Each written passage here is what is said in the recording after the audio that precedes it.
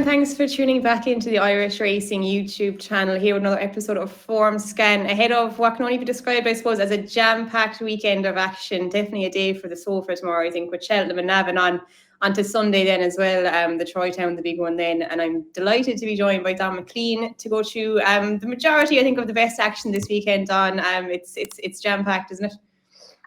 It's a great weekend, Emma. Like this, the new kind of Navan 2-day fixture now, they put the 2 days together. I think that's really working. And these things normally take a little bit of time to bed in, but it's nice to have for Tria Chase, Troy Town Chase, Mullen Hurdle, for Arkle Hurdle, Monksfield Hurdle, all on the same weekend. And so people can go there with certainty that they're going to see all those really high grade early season national hunt races at Navan. So, and they've done the same with Punchestown with the Morgiana Hurdle and the John Durkin Day. So, and that's next weekend. So no, I think that really works. And as you say, with the Cheltenham November meeting going on at the same time, no, it's the ground is obviously better than it normally is this time of year, and that maybe has had an impact on some field sizes, but no, I still think it's a really interesting weekend's racing ahead.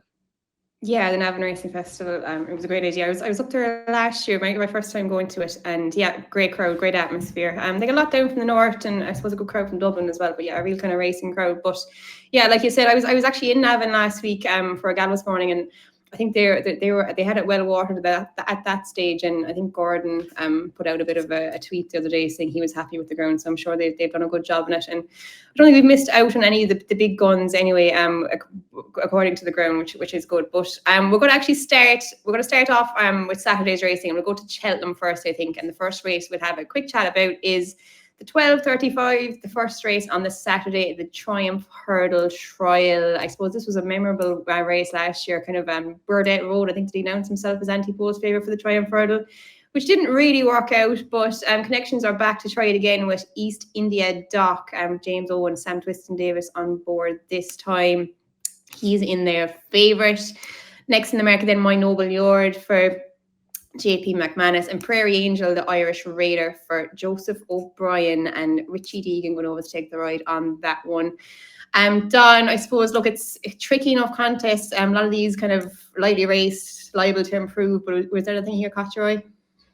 Look, it's an interesting race, Emma. As you say, the Gradley family won it last year with Burdett Road. They won it before with All Mankind as well a couple of years ago. Trying with the Skeltons. East India Dock is 1 for 1 over Hurdles. He's got a rating of 89 off the flat when he was trained by James Fanshawe. My Noble Lord, similarly 1 for 1 over Hurdles, kept on well to win at Chepstow on his hurdling bow for Oliver Greenall and Josh Guerrero. He was with Michael Bell in the flat. He had a flat mark of 83. And Prairie Angel, it's good that she's gone over, and she's had 2 runs over and she's won them both. She's got a mark of 83 in the flat as well. And I thought she was good at Dan Royal the last day. Her jumping kind of warmed up as she went along. I thought it was better towards the latter part of the race. And that Dan Royal race, it's the juvenile hurdle at Dan Royal, so not surprising that it's been a good pointer in the past. Espoir Dallin won it, the champion hurdle winner. Cursively won it. Calixios won it. Mega Fortune won it. Away with the Sea won it for Joseph O'Brien, Prairie Angels trainer as well. So it's a good race. It's often a race that can have a bearing on the good juvenile herds later in the season, and it's good that she's gone over. She likes to go forward. She's a full sister to Prairie Dancer, the Lartigue hurdle winner. So I think it's good that she's going over, and that will give us a bit of a steer, I suppose, some kind of a parallel between the Irish form and the British form. But in terms of betting, no. There's so many. I mean, juvenile hurdlers. There's so many unknowns. At every stage of the season, but especially this stage of the season. And flat horses off the flat with good ratings in the 80s or in the 90s going over hurdles, it's a different ball game, as we know. But no, I think it's a really interesting race, and yeah, it's very early, isn't it? It all gets underway very early, just after 12:30. Yeah, I totally agree. I wouldn't be having a bet on this one either. I agree. Prairie Angel should be good enough yardstick, I suppose. She was kind of like kept progressing on the flat even after winning her maiden hurdle as well. So look, it'll be an interesting one to watch, but I don't think it's a betting race for me either. You'd want a little bit more info on some of these runners, I think, because it's a tough one to kind of predict it. But we'll move on. Plenty to get through, so we'll move on kind of quick enough to the 145, the Arkle Challenge Trophy. Small enough field for this one, a field of 8, but you get the each way betting. Banbridge was a winner for Joseph O'Brien this a few years ago, and he's back with San Salvador, but Ludesud is definitely the one to beat for the Skeltons. Look, I suppose he was no superstar over hurdles, but looked a bit of a plot job for the county hurdle before bumping into Absurd, but you couldn't really fault him on chasing debut. Went into handicaps first time and just kind of coasted home. Look, Don, I suppose they're good at improving these hurdlers when they go chasing, aren't they, the Skeltons? Would you be looking to take him on, or are you happy to stick with Ludesud here? Yeah, look, you can understand why he's favoured, and he's quite short though. He's 65 shot, but look, he was a good hurdler, as you say. He finished second in the Betfair hurdle, as well as just bumping into Absurd in the county hurdle. He was sent off favourite for the county. He was rated 138 over hurdles. He was very good on his chasing debut at Stratford the last day. His jumping was good. He's actually already 10 pounds higher now over fences than he was over hurdles after just one run. But he couldn't have been much more impressive than he was, and we know the Skeltons do target this meeting, so you can understand why he's favourite. Look away, finished second in the Greatwood hurdle at this meeting last year. Finished second in the shallow hurdle as well. So he's a worthy rival, I suppose. He won a match on his chasing bow at Utoxeter when he kept on well. So again, another horse who could step forward again. Petit Tonnerre actually finished second in this race last year. Interesting, he's a second season chaser. He didn't win over fences afterwards, so he's still a novice. He probably would have been, well, he would have been third if JPR1 hadn't fallen at the last in this race. So he's interesting. I thought he ran well behind Imperial Saint at Aintree last time.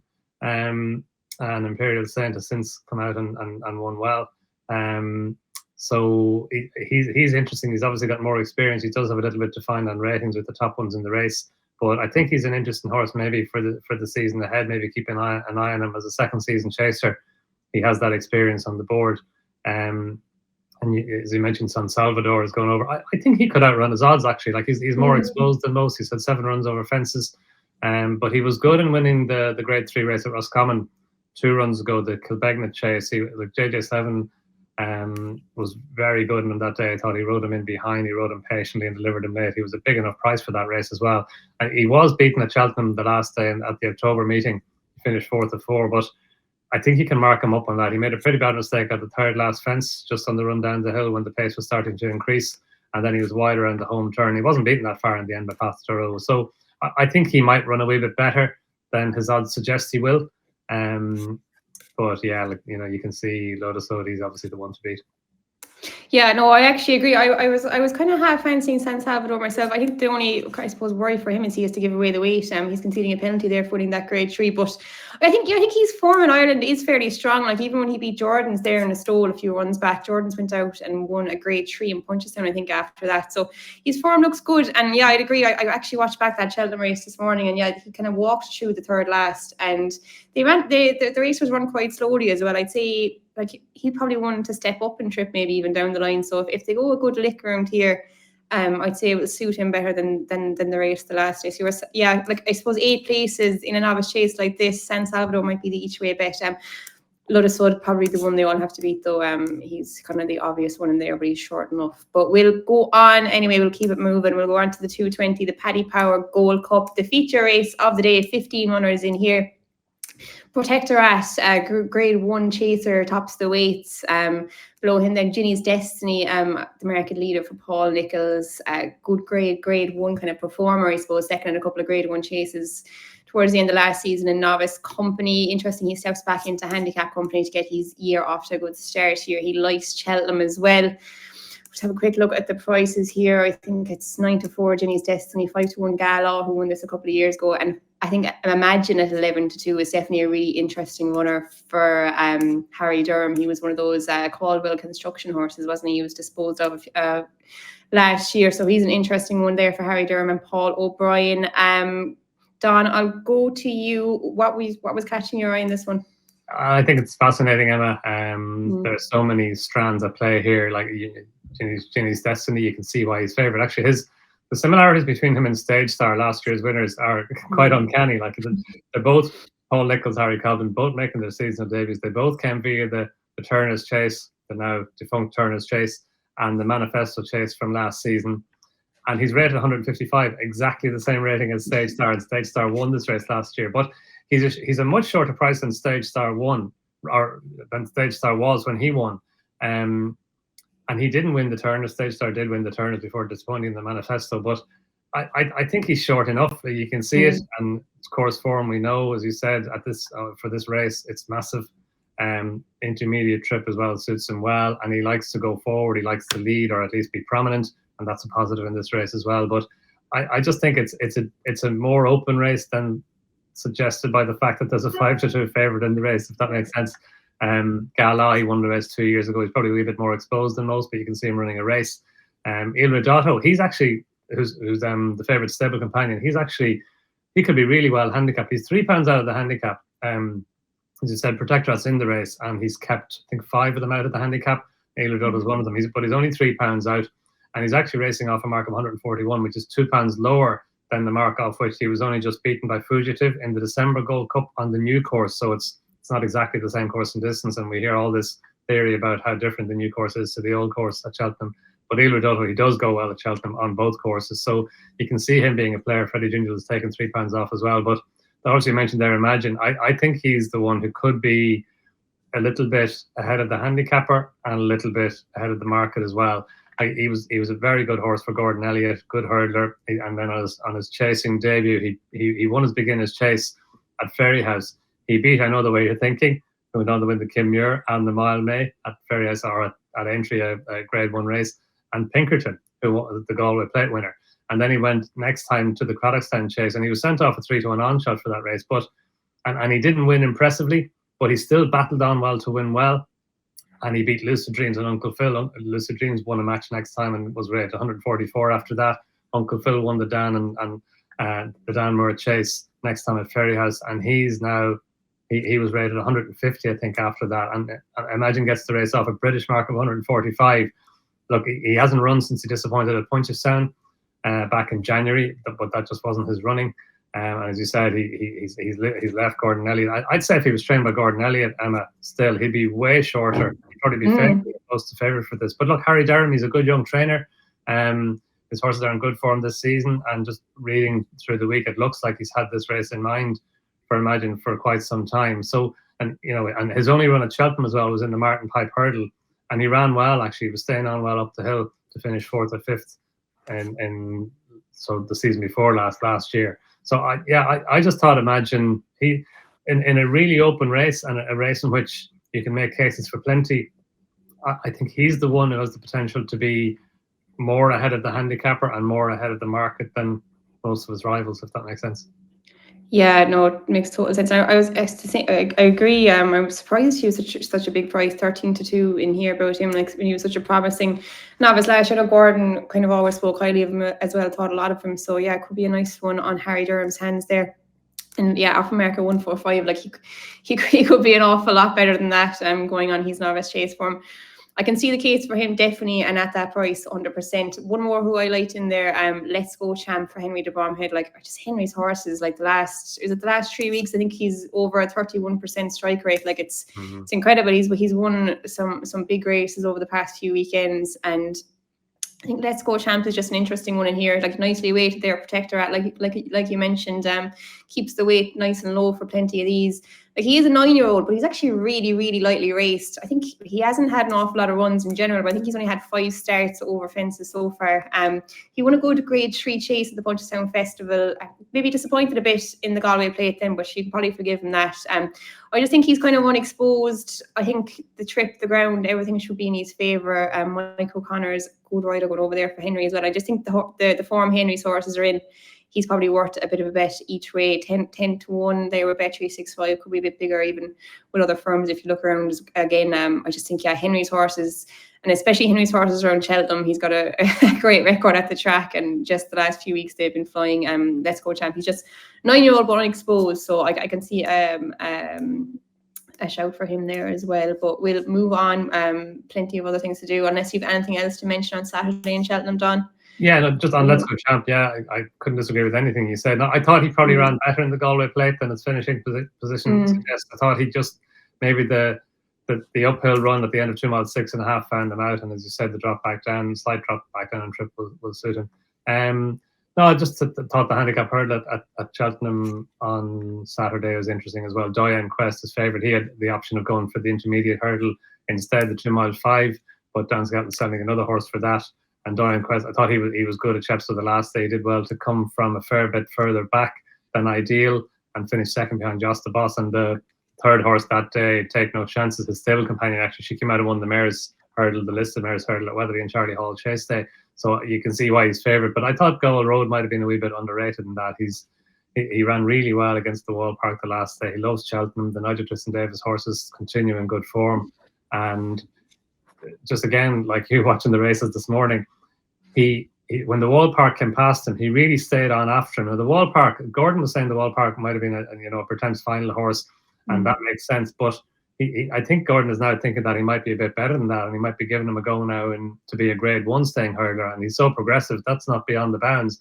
And for Gall Road, I mean, time may show that for Gall Road to get as close to the Wall Park as he did was a really good run, and he came right away from the third horse. So I just thought back at Cheltenham, and with that run under his belt, he could put it up to Diane Quest in that. An interesting one there for Twiston Davis. Yeah, I think that the Wall Park form is strong. He does look like a promising novice for Gordon as well. But nothing else from me on Saturday in Cheltenham anyway, I don't think. So we might switch back to Navan to keep it rolling, because we've got another day even after this to get through. But I think the first race in Navan we're going to chat about is the 125, if I'm right. Yeah, the Auction Novice Hurdle Grade 3 over the 2 miles. And look, it's a really interesting contest. I suppose, as always, Gordon has a really strong hand in here, and Blue the Vassy is the pick of Jack Kennedy. Interesting, Patter Merchant has actually been declared for Sunday as well, so I presume he'd only run in one of those, but he's the second string for Gordon in there. Milo Lease, I thought as well, first one for David Harry Kelly. Interesting that he's switched stables there from Willie Mullins. He was maiden hurdle winner in Punchestown last year, so he's kind of making the most of the last few weeks or a bit over a month of his novice status. He'll be back into open company after Christmas. And same with Helvic Dream, he's making the most of his novice status in there as well. But it's an interesting contest. I thought my way of thinking as well for Gavin Cornwell, obviously out of Sway, so really well related to, I know the way you're thinking, I like the way you're thinking, Limerick Lace and a few others like that as well. So look, it's a really interesting race, Don. I don't have prices for this one in front of me, but I'd imagine Blue Devassi, Jack Kennedy, Gordon Elliott will probably be favourites here. Yeah, like, it is a really interesting race. The Fortune Hurdle, it always is. My mate Mozzie won it, Abacadabras won it, Langley Khan won it, LeBec won it before going on in the Supreme. So it's always a good race. And yeah, I like Blue Devassi the last day at Ferryhouse. I thought there was an awful lot to like about what he did and the way he did it. He ran in bumpers last season. He didn't win his bumper until his fourth attempt at Clonmel in April, but he was running on really soft ground the whole way through, and he got on good ground at Ferryhouse the last day, and he really stretched away. Like, look at it, it's obviously he's up in grade here quite significantly, but when he jumped over the second last, Jack Kennedy just gave him, he just stretched him maybe to see how he could stretch, and he really stretched away. He won by 25 lengths. He clocked, for his last 3 furlongs, he clocked below 13 seconds for each of them. And on the day at Ferryhouse, no other winner went went faster than 13 seconds for any furlong. So it was just a really good run. And Gordon was saying afterwards that he thought he'd come on a fair bit for the run, and he was weak in the market beforehand. So I think this fella, I think Jack Kennedy thought a lot of him last year, and maybe he didn't fulfill their full expectations in bumpers until he went to Clonmel and won. So I think this fella could be in for a good season this season. Yeah, and I can see him. Yeah, I don't know what price he's going to be, and it might be that he'll be put in as favourite. I'm sure he will. It just depends how short he is. But no, I think he can run a big race here and then progress as well through the season. Yeah, no, Don, I agree there. Blue Devassi, I think, probably will be put in favourite, but there's a few interesting ones in here. Like we kind of mentioned, so hopefully he won't be too short. I think my way of thinking, probably one to follow going forward, but that family kind of seems to improve once they go over fences more than anything as well. So look, he'll be interesting, I suppose. Watch how strong he is in the market as well with those connections. But I think Blue Devassi, just for all the reasons you said, the ground is probably a big one to him. I know Gordon has mentioned that in the past, so I think he's definitely the one to beat in there. And I suppose, as always, it's an Navan Racing Festival. Gordon likes to target these races. So we'll go on to the next one then, the 158, the Liz Mullen Hurdle. one of the big two on the day, I suppose, the first of the grade twos, and this is a cracker. I suppose we've got the first three home from last year's race. Bob Ollinger, Zanny here, and Home by the Lee all return again. Bob Ollinger's penalised this year. He has to give away weight to Zanny here, who only went down by not too far in last year's renewal. And I thought it was interesting that Gordon opted to go for this with Zanny here rather than he had the option of the Troy Town as well. Jatara as well for Jessica Harrington down the bottom there, the fascinating addition. She's a filly who'll bring a bit more class to the race as well, I suppose. But I just think this is a really good renewal of the Liz Mullen. Donn, what's your thoughts on it? Yeah, look, it's again really good. You said that first three home from last year, Home by the Lee won the race 2 years ago as well. That's when he kind of announced himself as a real player in the staying division. And yeah, I noticed that as well. Interesting that Zanna here is running here instead of in the Troy Town, putting blinkers on him as well instead of pieces, which is interesting. But no, look, Bob Ollinger, he sets the standard. He's last year's winner. He had a great season last year. It was only just noted in the entry hurdle as well at the end of the year. But Jatara, like, she's got race fitness on her side. And she was good. That was her first round of the flat the last day when she won her maiden over 1.5 miles at the Curragh. And she was a progressive hurdler last season as well. She gets lots of weight. She gets, what, 12 pounds from Bob Ollinger.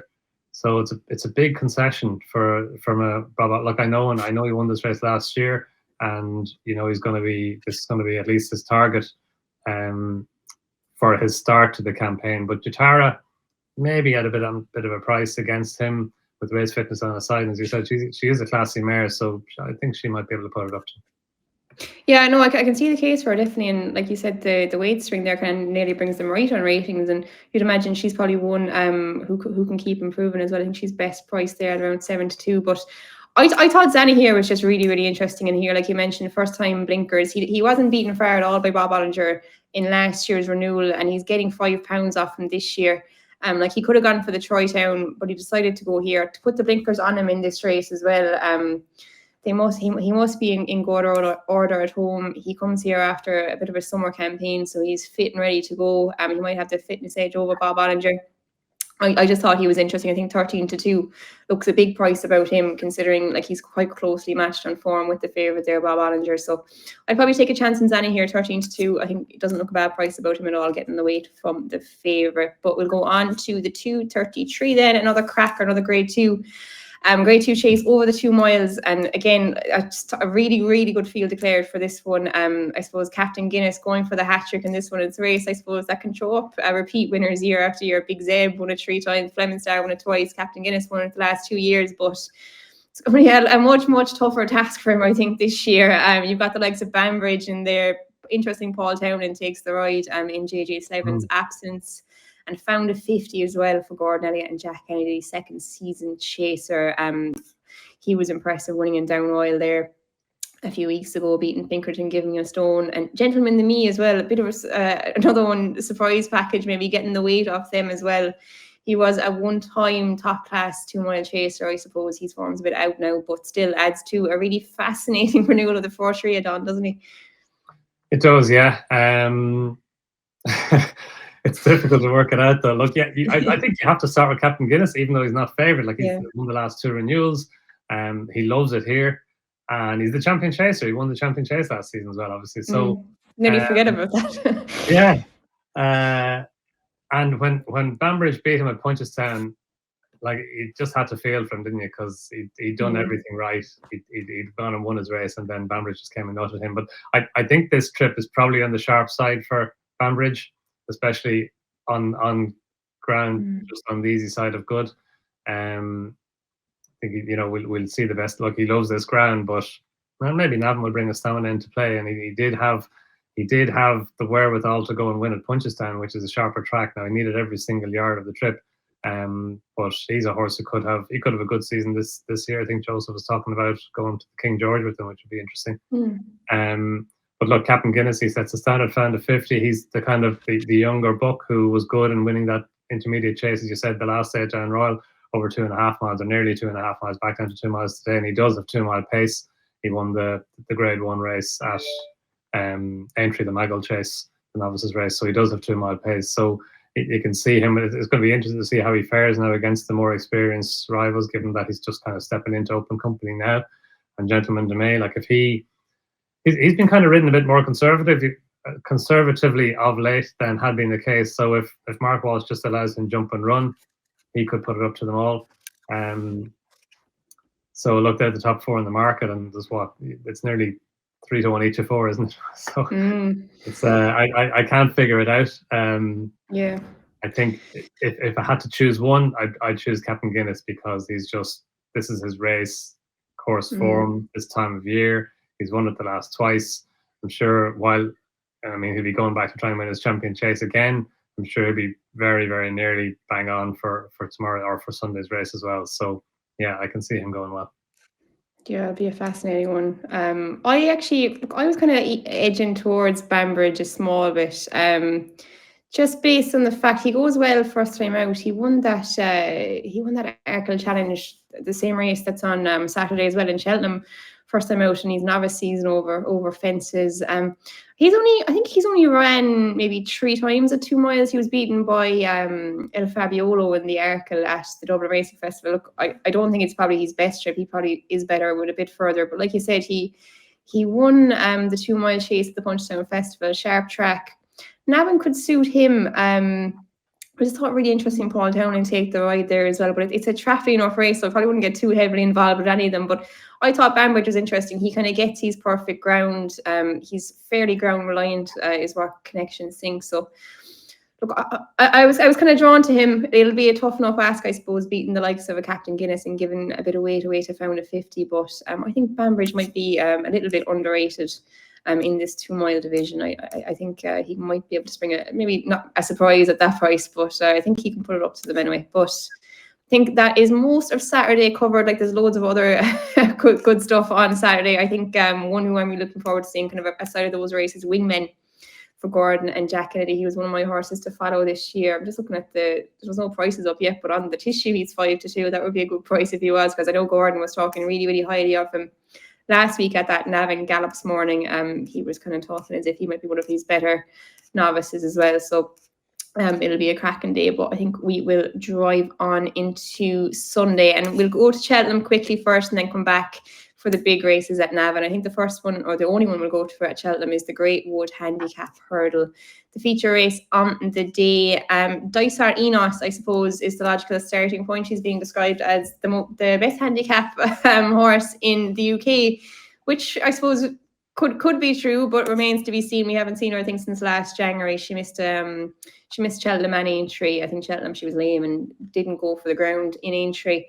But the connections seem confident. She's 5-2 favourite in here, but you know it's a big runner handicap. She has a little bit to prove. I think Burdett Road then as well. For James Owen, he won at this meeting last year, the juvenile hurdle, but when he's in there at 9-2. It's probably not the strongest renewal of the Greatwood, Don. Maybe I'm being a bit harsh, but what's your thoughts on it? Yeah, I'm dying to see Dysart Enos again, Emma. Like, she missed out in the Mayor's Novices Hurdle at Cheltenham, didn't she? And the mare that she beat by 9 lengths in the Aintree Mayor's Bumper the year before Golden Age, she went and won it. Now she's now rated 143, and Dysart Enos gets to race off a mark of 131. So you can see why they think she could be the best handicapped horse in training. That might be the case, and you know, if she goes and wins easily, then well, either way, at the moment, she's just a really exciting mare for the season ahead. It's going to be very interesting to see which way Fergal O'Brien goes with her, or how good she proves to be. But you can understand why they're trying to exploit her handicap mark in a valuable handicap hurdle. So that makes sense. But as you said, we haven't seen her since January, so she does have to overcome that absence. Burdett Road, yeah, like he's keen going, isn't he? He was keen in the Long Distance Cup at Ascot on the flat, but at Newmarket at the end of September, again on the flat, they'll let him jump and run in a listed race, and maybe that's, you know, it'll be interesting to see if they do that over hurdles. You say he won at this meeting last year, and he's a talented horse on the flat, so yeah, he's interesting in there as well. And interesting that Emmett Mullins is sending Tollstone over as well. Like, he ran well in that October handicap, or the Nace handicap, the one the Comfort Zone won last time. He was a wee bit keen through the early part of the race, and he hit the front 2 furlongs out. He was only just beaten or just run down by Comfort Zone, but he's likely raced over hurdles as well. He's got a flat mark of 86. He's running off a British hurdles mark of 121, which you think is definitely workable. He's only had 5 runs over hurdles as well. So I thought he might be a wee bit of interest at a bit of a price. Yeah, he was an interesting one. I was looking at him as well, and you'd probably always take note of Emmett's ones when they're travelling over. Look, Dysart, she probably is the class act in the race, but I just couldn't be back in this type of race at 5-2. Burdett Road, I'd have question marks about. Look, it'll be interesting. Maybe they'll leave him roll from the front, like you said. But I don't know, those flat horses can be a bit windy in these big handicaps. I'd like to see him running one first before I'd be backing him at 9-2 anyway. But one who I was drawn to, he looks a bit shorter there now. I'll try and see where I saw this price. He was 20-1 when I was looking this morning. It was Fiercely Proud for Ben Pauling. He's every 20s with Bet365 there. I just thought he was interesting. I was kind of looking for one who maybe wasn't overly exposed off their mark. And he could be one maybe at a nice price each way. He's only a 5-year-old. He was placed in a few grade 2 hurdles last year. I think he was behind Jericho de Rapine and Lump Sum as well. He went on to frank the form a couple of times after that as well. He fell last time in Ascot. He was well backed. I think he was backed into favourite that day. But he was a bit gassy. He was quite keen early on. So I'm hoping he'll be a little bit more straightforward here now. Look, I actually like backing Ben Pauling horses, and I particularly like backing Ben Jones around Cheltenham as well. I think he rides the course particularly well. And look, he's a 5-year-old. I think off America 129, he's capable of landing a pot like this. But having the question mark is he good enough to beat the likes of a Dysart Enos, only getting £2 off her? I'm not sure, but I think he's probably worth a bit of an each way bet at 20-1 there with Bet365. So he was the one who I was drawn to there. But we'll quickly move back to Navan, I think, now, because there's a few more races to chat about there before we finish up. And I think the first one, we'll leave the Troy Town for last. We'll go on to the 120. The Monksfield Hurdle. Again, Gordon Elliott strongly represented. I think he's 3 of the 9 in here, but it's not going to be a walkover, I don't think. Willie Mullins, Paul Townend, they're probably scarce of runners over the weekend, but I think Where's My Jet is an interesting addition to this, comes in here race fit, but no doubt the yellow clay will be the one to beat for Gordon. He's the pick of Jack Kennedy. Gordon has 3 in here, and I just thought it was noticeable as well that maybe Sam Ewing didn't ride one of Gordon's second strings. You'd imagine he would have had the pick of the other 2, but he is riding the 4-year-old filly down the bottom there, Blue Mosque, who's getting all the weight for Noel Mead. So just thought that was maybe worth keeping an eye on as well. But Donn, look, the yellow clay, he was a really good bumper horse. He was impressive in Down Royal last time. Any chance he might get beat here? Are you with him? Sorry. Yeah, like he's a logical favourite, Emma. Mentioned Gordon Elliott's record at this meeting, and the fact that he had plenty of options in this race as well. I think Romeo Coolio entered in both races as well. Novice hurdles. But look, the yellow clay, he was good the last day. He finished second in the champion bumper at Punchestown in April. He won over 2 miles 6.5 furlongs the last day at Down Royal, and again, that's a race that Gordon Elliott has used a lot for his good horses. American Mike won it, Hollow Games won it, Fury Road won it. That was the yellow clay's first run over hurdles. He was highly regarded last year as a bumper horse and ran a big race in the Punchestown bumper. So he's dropping down in trip from 2 miles 6.5 furlongs to 2.5 miles, but you think he's probably a 2.5 mile novice hurdler for the season. So he's got lots in his favour. Yeah, Where's My Jet? He mentioned he was good the last day. He beat his better fancy stable companion, My Great Mate, who went on then next time and won at Galway. It was a good trip for him. He's only had 3 runs over hurdles. He's won twice. And representing Willie Mullins, that's interesting. Blue Moss, she's interesting. She's only had 1 run over hurdles. She was impressive in winning at Cork a couple of weeks ago. And as you said, interesting, Sam Ewing is riding her. He does ride a lot for Noel Mead, doesn't he? He's got a good relationship with Noel Mead, so that's interesting. All for Rachel is in there as well. He's had more runs than most, but he won his last 2 back in the early part of the summer for Oliver McKiernan, so he's interesting. But no, I think the yellow clay is the one who's setting the standard all right. And again, it's a race that can be a good pointer to the future. It's a race that Gordon Elliott has a good record in, but that probably goes for most of the races. Yeah, definitely. His favourite meeting to target, probably maybe after Down Royal.